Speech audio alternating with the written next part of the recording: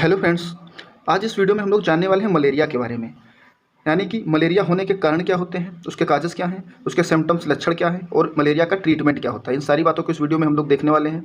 Friends, अगर आप channel पे नए हैं तो प्लीज़ चैनल को सब्सक्राइब करते, इससे हमारी हेल्प हो जाती है और आपको हर एक वीडियो का नोटिफिकेशन मिल जाता है। तो जो मलेरिया होती है वो एक एक्यूट फेब्राइल इलनेस होती है। यानी कि मलेरिया जो होती है उसमें फीवर आता है पर्सन को और बॉडी का टेम्परेचर बढ़ जाता है, जिसे हम मलेरिया फीवर बोलते हैं। इसके अगर काज की बात करें तो ये सिंगल सेल्ड पैरासाइट की वजह से होता है। इसका नाम है जीनस प्लाज्मोडियम, यानी कि मलेरिया प्लाज्मोडियम की वजह से होता है। इसकी कुछ स्पीसीज हैं जो मलेरिया काज कराती हैं, जैसे कि Plasmodium falciparum, Plasmodium vivax, Plasmodium oval और प्लाज्मोडियम मलेरियाई। मैंने यहाँ पे एक पिक्चर लगाई है प्लाज्मोडियम वाइवेक्स की। तो ये सारी स्पीसीज जो हैं ये मलेरिया को काज कराने के कारण बनती हैं। नेक्स्ट जो है वो है वेक्टर। वेक्टर वो होता है जो एक इंसान से दूसरे इंसान में बीमारी फैलाने के लिए रिस्पॉन्सिबल होता है, जिसके कारण बीमारी फैलती है। तो इसमें ये फीमेल एनाफिलीज मॉस्किटो होती है, यानी कि जो मादा एनाफिलीज मच्छर होता है उसकी वजह से मलेरिया फैलती है। मादा एनाफिलीज ब्लड को इसलिए चूसती है, इसलिए सक करती है ताकि उसके जो एग हैं, जो अंडे बनते हैं मच्छर के, तो वो अच्छे से डेवलप हो जाएं। इस वजह से मादा जो है वही ब्लड को चूसती है और मेल जो मच्छर होते हैं वो नहीं चूसते हैं। तो यहाँ पे जो वेक्टर है वो फीमेल एनाफिलीज मॉस्किटोज होते हैं। इसके अगर सिम्टम्स की बात करें तो इसमें फीवर आता है। इसमें जो है 102 से 104 ऐसे हाई फीवर आता है। और ये फीवर जो होता है वो रेमिटेंस फीवर होता है, यानी कि ये रेमिटेंट प्रकार का फीवर होता है जिसमें कि 2 डिग्री सेंटीग्रेड टेम्परेचर करता रहता है, फ्लक्चुएट होता है और नॉर्मल जो टेम्परेचर बॉडी का होता है उसको टच नहीं करता है, यानी कि फीवर बना रहता है।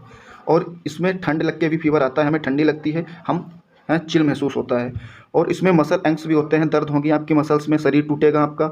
और इसमें हेडेक, सर दर्द होगा, वोमिटिंग होगी, फटीग, आपको थकान, वीकनेस महसूस होगी, नौजिया, आप उल्टी जैसी कंडीशन लगेगी आपको, और ड्राई कफ, आपको सूखी खांसी भी इसमें आती है। तो ये थे मलेरिया के सिम्टम्स, जिससे हम पहचान सकते हैं कि मलेरिया है या नहीं है। नेक्स्ट हम देखते हैं कि जो मच्छर होते हैं वो किस तरीके से मलेरिया को फैलाते हैं, उनकी साइकिल क्या होती है, उस पैरासाइट जो प्लाज्मोडियम है उसकी साइकिल क्या होती है। तो नेक्स्ट जो है वो है, जैसे कि फर्स्ट इन्फेक्टेड मॉस्किटो कोई है, ये कोई इन्फेक्टेड मच्छर है, ये अगर इस इंसान को काट देता है तो ये इन्फेक्टेड हो जाएगा। तो ये अब इस लीवर की जो सेल्स होती हैं वो इन्फेक्टेड हो जाएंगी इस पर्सन की। अब ये लीवर की सेल से जो ब्लड है वो ब्लड सर्कुलेशन में आ जाएगा, आरबीसीज में जो है वो प्लाज्मोडियम आ जाएगा। अब जो नेक्स्ट मच्छर है वो जब बाइट करेगा तो वो उसके अंदर ब्लड आ जाएगा मच्छर के अंदर। अब वो मच्छर जब नेक्स्ट पर्सन को बाइट करेगा तो वो जो प्लाज्मोडियम उसकी ब्लड में जो उस मच्छर ने पहले इंसान से लिया है तो वो अगले इंसान में सेकेंड पर्सन में ट्रांसफ़र कर देगा, इससे सेकेंड पर्सन भी इन्फेक्टेड हो जाएगा। इस तरीके से जो मॉस्किटो है वो वेक्टर की तरह काम करता है, जो प्लाज्मोडियम को एक बॉडी से दूसरी बॉडी में पहुंचा देता है और मलेरिया हो जाता है। नेक्स्ट अगर बात करें तो हम इसके टेस्ट की बात करें तो मलेरिया का जो टेस्ट होता है तो वो मलेरिया का टेस्ट ब्लड से होता है, ब्लड स्मेयर्स में बनाया जाता है, जिसे हम हीमोप्रोटोजोएन टेस्ट बोलते हैं। और इसके ट्रीटमेंट की बात करें तो फर्स्ट हम देखेंगे प्लाज्मोडियम वाइवेक्स जो स्पीसीज थी उससे मलेरिया अगर हो रहा है, अगर टेस्ट में प्लाज्मोडियम वाइवेक्स आता है कि पॉजिटिव आता है कि प्लाज्मोडियम वाइवेक्स की वजह से मलेरिया हुआ है, तो उसका ट्रीटमेंट देख लेते हैं। हालांकि सारे प्लाज्मोडियम का ट्रीटमेंट मोस्टली सेम ही होता है। तो यहाँ पे जो है जो ड्रग यूज की जाती है वो होती है क्लोरोक्विन फॉस्फेट 500 mg ड्रग्स, जो कि मार्केट में लेरेगो डीएस के नाम से आती है, काफ़ी पॉपुलर है। इस ड्रग्स को लेने के कुछ प्रोटोकॉल होते हैं, कुछ नियम होते हैं, उस तरीके से ड्रग्स ली जाती है। ये यहाँ पे 500 mg की 2 टेबलेट्स होती है जिन्हें हम फर्स्ट डोज में लेते हैं, पहले दिन हम इन्हें लेते हैं। जब ये टेबलेट ली जाएगी उसके अगले 6 घंटे बाद हम सेकेंड टेबलेट लेते हैं 500 mg की, और उसके बाद में ये टेबलेट 6 घंटे बाद अगले दिन ली जाएगी। और जो उसके जो सेकेंड डे ली जाती है टेबलेट वो होती है 24 घंटे बाद हमें ली जाती है फर्स्ट डोज के, यानी कि वो हमें सेकेंड डे ली जाएगी, 24 घंटे बाद ली जाएगी। जब हमने फर्स्ट डोज, जब 2 टेबलेट्स हमने ली थी उसके 24 घंटे बाद हमें ये थर्ड टेबलेट, यानी कि मतलब फोर्थ टेबलेट लेनी है, क्योंकि फर्स्ट पहले दिन ली थी और फिर थर्ड ली हमने 6 घंटे बाद। अब ये फोर्थ टेबलेट जो है वो हमें 24 घंटे बाद लेनी है फर्स्ट डोज के।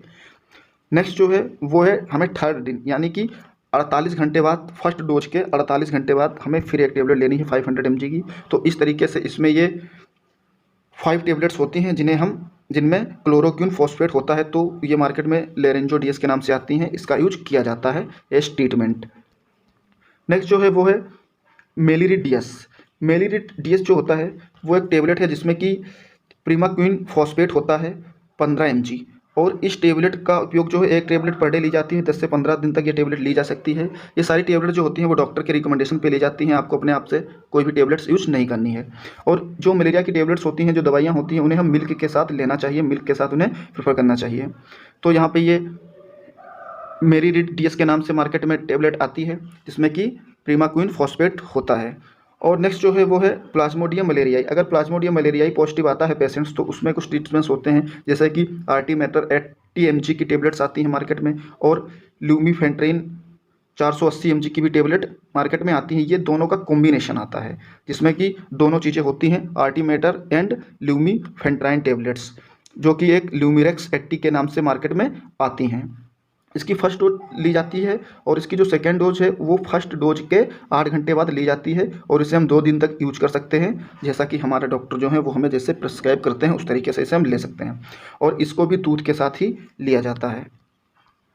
नेक्स्ट जो है वो है, ये जो टेबलेट्स हमने आपको पीछे बताई थी, वो इन्फेंट्स यानी कि जो नवजात शिशु होते हैं उसमें, और जो कोई लेडी जो है जो प्रेग्नेंट है उसको उसमें यूज नहीं करते हैं, क्योंकि जो प्रोमाक्विन फॉस्फेट थी वो इसमें यूज नहीं करते हैं, क्योंकि वो इसमें कॉन्ट्राइंडिकेटेड होती है। तो अगर कोई प्रेग्नेंट लेडी है, कोई इन्फेंट्स है, तो उसमें हम प्रीमाक्विन फॉस्फेट का यूज नहीं करते हैं।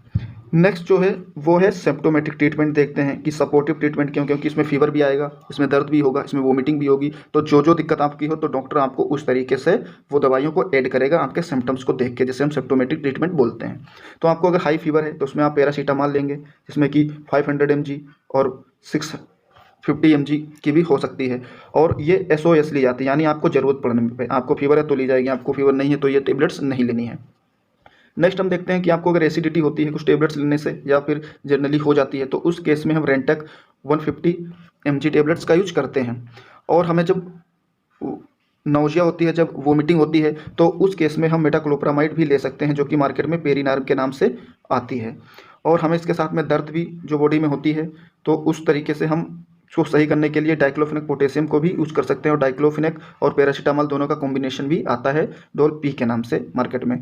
और यहाँ पे ये रेंटक जो है, जो एंटी एसिडिटी टेबलेट्स होती हैं, तो यहाँ पे ये रेंटक के नाम से आती हैं 150 mg की डोज में।